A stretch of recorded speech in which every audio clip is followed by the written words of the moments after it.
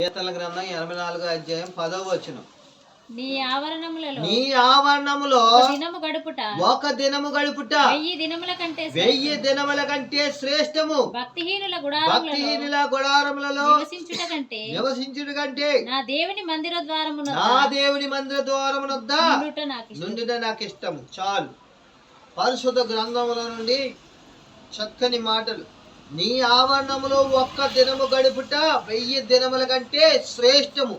దేవుని సన్నిధిలో, దేవుని మందిరములో నీవు ఒక్క దినము గడిపితే 1000 దినముల కంటే శ్రేష్టమైనదని ఆయన చెప్తున్నాడు. ఆయన ఎంత గొప్ప ధన్యత, ఎంత ఆశీర్వాదం నీ పొందుకుంటావు.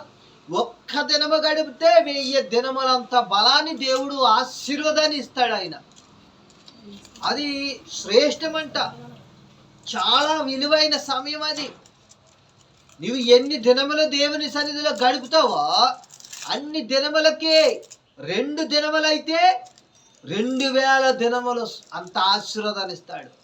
ఒక్క దినము కంటే 1000 దినముల కంటే శ్రేష్టమన్నాడు. మరి 2 దినములకే 2000 దినముల కంటే శ్రేష్టమైనది అన్నాడు. అదే 3000 దినములుంటే 3000 దినముల శ్రేష్టం అందిస్తాడు.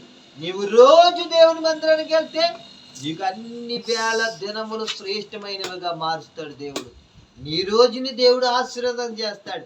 నీకు శ్రేష్టమైన రోజుగా చేస్తాడు. నిన్ను శ్రేష్టముగా నిన్ను ఉంచుతాడు. నిన్ను ఆశీర్వదిస్తాడు, నిన్ను కాపాడుతాడు, దీవిస్తాడు. ఆయన దృష్టిలో నువ్వు ప్రత్యేకించబడ్డావు కాబట్టి, ఆయన యొక్క దృష్టిలో నువ్వు ఏర్పరచబడ్డావు కాబట్టి ఆయన మందిరాన్ని నువ్వు విడిచిపెట్టొద్దు. ఆయన మందిర ఆవరణంలో ఒక దినము గడుపుట 1000 దినముల కంటే శ్రేష్టమని ఆయన చెప్పాడు. భక్తిహీనుల గుడారములలో నివసించుట కంటే నా దేవుని మందిరంలో నివసించుట ఎంతో ధన్యత అన్నాడు. ఎంతో మేలు, ఎంతో ఆశీర్వాదం అది. ఈ లోకంలో మనం గడుపుడు కంటే దేవుని దగ్గర నువ్వు గడుపు, దేవుని సన్నిధిలో గడుపు. నీకు ఎంత శ్రేష్టమైన ఆరోగ్యం ఇస్తాడు దేవుడు, సంతోషాన్ని ఇస్తాడు. నీ మనసు రిలీఫ్ అవుతుంది, నీ హృదయం ఫ్రెష్ అవుతుంది, నీ ఆలోచనలు కూడా ఫ్రెష్ అవుతాయి, నీ మైండ్ పీస్ఫుల్గా ఉంటుంది. నువ్వు దేవుని మందిరాన్ని ఆనుకుని ఉంటే నీ ఆలోచనలు, తలంపులు ఫ్రెష్గా ఉంటాయి. నీ మైండ్ పీస్ఫుల్గా ఉంటుంది. విస్తారమైన ఆలోచనలు రావు, మనకి వ్యర్థమైన ఆలోచనలు రావు. దేవుని మందిరంలో నువ్వు గడపడం వల్ల దేవుడు నిన్ను ఎంతో నీ పట్ల సంతోషిస్తాడు. ఆయన నీ పట్ల ఆనందపడతాడు. ఆయన మనం ఇక్కడే అయ్యో దేవుని మందిరానికి ఒక్కరోజు వెళ్ళకపోతే ఏమవుతుందిలే, అసలు ఒక రోజు ఆరాధనకి వెళ్ళకపోతే, ఒక ఆదివారం ఒక ఆరాధనకి వెళ్ళకపోతే ఏమవుతుందిలే అని నువ్వు అనుకుంటే మరి దేవుని సన్నిధిలో, దేవుని యొక్క పరలోకపు ఆ యొక్క సన్నిధిలో నువ్వు ఎలా ఉండగలవు? ఇక్కడే ఉండలేకపోతున్నావు, మరి అక్కడ ఎలా ఉండగలవు? నువ్వు ఇక్కడ ఉండగలిగితేనే దేవుని రాజ్యంలో నువ్వు ఉండగలవు. దేవుని రాజ్యంలో కూడా నువ్వు నిలకడగా ఉండగలవు. నువ్వు భూమి మీద నువ్వు నమ్మకంగా ఉండు, యథార్థంగా ఉండు, ఆయన నమ్మి సిద్ధపడి ఉండు, ఆయన మందిరాన్ని నువ్వు హత్తుకుని ఉండు, ఆయనతో నువ్వు సహవాసం కలిగి ఉండు, ఆయనతోడే నువ్వు జీవించు, ఆయనతోడే నువ్వు సహవాసం కలిగి ఆయనతోడే నువ్వు ప్రార్థన చేసుకుంటూ ఆయనతోడే నువ్వు మాట్లాడు. ప్రార్థన అనేది నువ్వు ఆయనతో మాట్లాడటమే. నువ్వు ప్రార్థన చేస్తున్నావంటే నువ్వు దేవునితో మాట్లాడతావు. బైబిల్ గ్రంథం చదువుతున్నావంటే దేవుడు నీతో మాట్లాడతాడు. ప్రార్థన నువ్వు దేవునితో మాట్లాడుతున్నావు, బైబిల్ చదువుతుంటే దేవుడు నీతో మాట్లాడతాడు. నువ్వు దేవునికి శ్రేష్టమైన వ్యక్తివి. శ్రేష్టంగా నేను ఉంచాడు. నేను శ్రేష్టమైన వ్యక్తిగా ఉంచాడంటే మనం ఎంత ధన్యులు ఆలోచించాలి. లోకముల నుండి మనల్ని వేరు చేశాడు దేవుడు.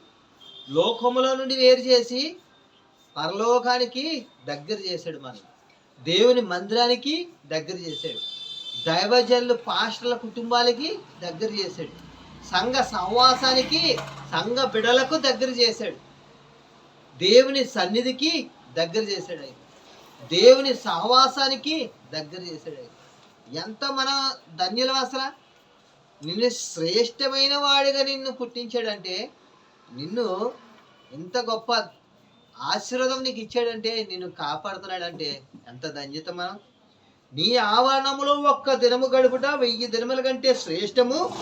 భక్తిహీనుల గుడారములో నివసించుట కంటే నా దేవుని మందిర ద్వారమున నుండుట నాకు ఇష్టం.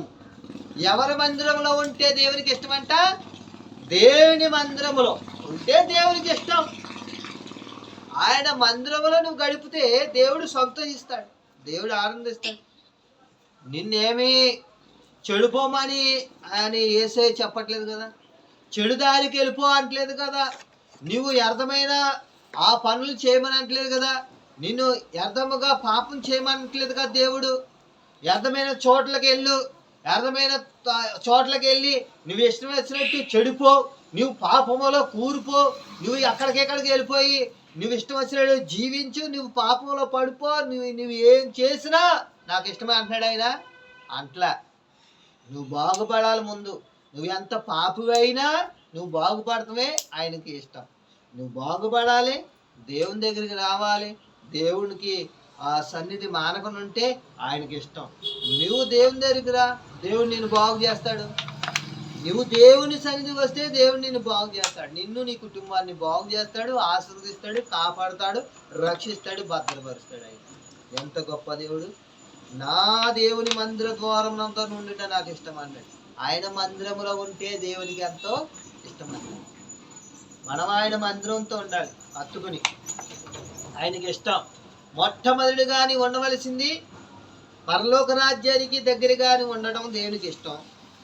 దేవుని మందిరాన్ని నువ్వు హత్తుకొని ఉండటం దేవునికి ఇష్టం. దేవుని యొక్క దేవుడు ఏర్పరిచిన ఆ సంఘ కాపరి గారు పాస్టర్ల కుటుంబంతో నువ్వు హత్తుకుని ఉంటా దేవునికి ఇష్టం. ఆ సంఘ సహవాసంతో సంఘ బిడ్డలతో నువ్వు హత్తుకుని ఉంటా దేవునికి ఇష్టం. ఆ మందిరంతో నువ్వు హత్తుకుని ఉంటా దేవునికి ఇష్టం.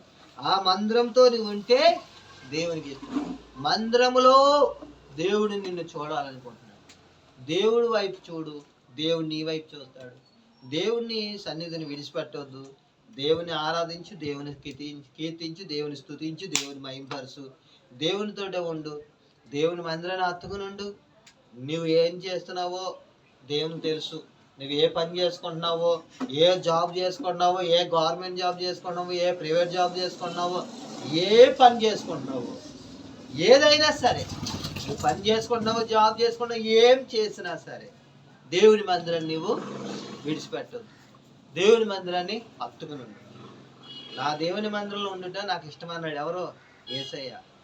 యేసయ్యకి నువ్వు ఇచ్చి చూడు సమయం, దేవుడు నీకు ఎంతో సమయాన్ని ఆశీర్వాదంగా చేస్తాడు. నీ సమయాన్ని దేవుడు నిన్ను దీవిస్తాడు, దేవుడు నిన్ను ఆశీర్వదిస్తాడు. ఆయన నా దేవుని మందిరంలో ఉండుట నాకు ఇష్టం అన్నాడు ఆయన.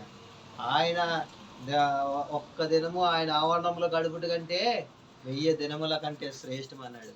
మనకి శ్రేష్టమైన ఆశీర్వాదాలతో నింపుతాడు ఆయన. శ్రేష్టమైన సంపాదన ఇస్తాడు, శ్రేష్టమైన ఆశీర్వాదాన్ని మనల్ని ఇస్తాడు, మనం కాపాడుతాడు, రక్షిస్తాడు, భద్రపరుస్తాడు. నువ్వు ఎంత పాపమైనా సరే, ఎంత పాపివైనా దేవుని సన్నిధికి రా, దేవుడు నిన్ను మారుస్తాడు. ఆ చెడు అలవాట్లన్నీ తీసివేస్తాడు. నీలో ఉన్న వ్యసనాలన్నీ తీసివేస్తాడు, నీలో ఉన్న దరిద్రమంతా తీసివేస్తాడు. నువ్వు మంచిగా మారుతావు, నువ్వు మంచిగా ఉంటావు, దేవుని సన్నిధిలో నువ్వు సంతోషంగా ఉంటావు, మంచిగా నువ్వు ఆశీర్వదించబడతావు.